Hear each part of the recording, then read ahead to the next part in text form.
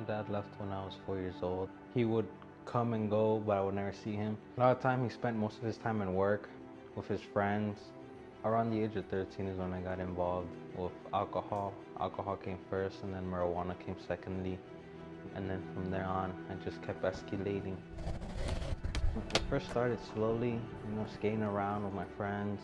We got introduced the first time was skating, marijuana, and then at first, I looked at it and it shocked me because I didn't know what to do.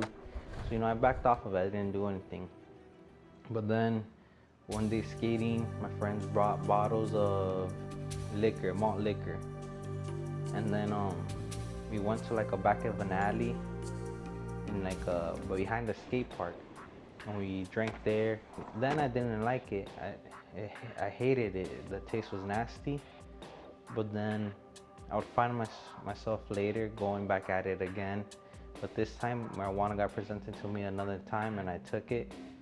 The reason I started selling drugs was because I needed money. It was a quick way to make money. My mom, when all this was going on, she didn't really much have a clue because I was able to hide it. But she would spend her time working. She always cared. She was always, pushing herself so that we can have a house, so we can have a roof. She was always giving me love and affection and telling me the things that I should and should not do. Nunca le sospeché de la droga, nunca. I never suspected his drug problem, never. Many times I felt guilty because his father left when he was very young, and I felt he needed that paternity, the presence of that man. Él necesitaba esa paternidad, esa presencia de ese hombre. And I thought, wow, where did I fail? What did I do wrong? Why did this happen? ¿Por qué pasó esto? I knew that I was going to betray my mom and I was betraying her, and it hurt me because everything she's done for me. But my heart was seeking something that I couldn't get naturally. That night at a party, I already consumed a good amount of alcohol. I already smoked marijuana. I already took psychedelic mushrooms. And then out of sudden, it's like my friends became mute. My ears became deaf. I couldn't hear them.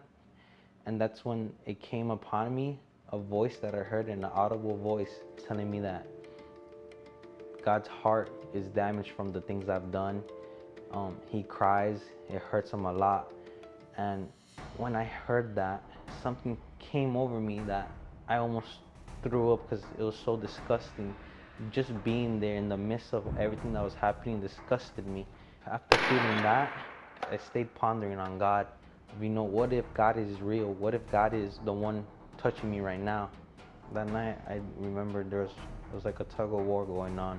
Something in me wanted to say, no, you're crazy. Go back to your friends. You just brush it off like it never happened.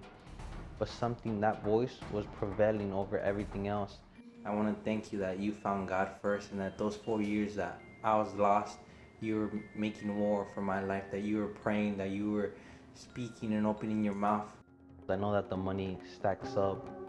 I know that, you might have the women, you might have the car, you might have the fame. But I can tell you, because I've been there also, that the void that you have in the heart, that emptiness that you always try to fill with drugs, women, alcohol, money, it's just gonna keep getting bigger. I've done plenty of drugs. I've done combinations of drugs. I know what it is to get to the point where you can't think, you can't focus, you can't see straight. Give it up, because it's not gonna take you anywhere. Your soul doesn't crave the drugs, doesn't crave the alcohol, doesn't crave the women. What it actually craves is God.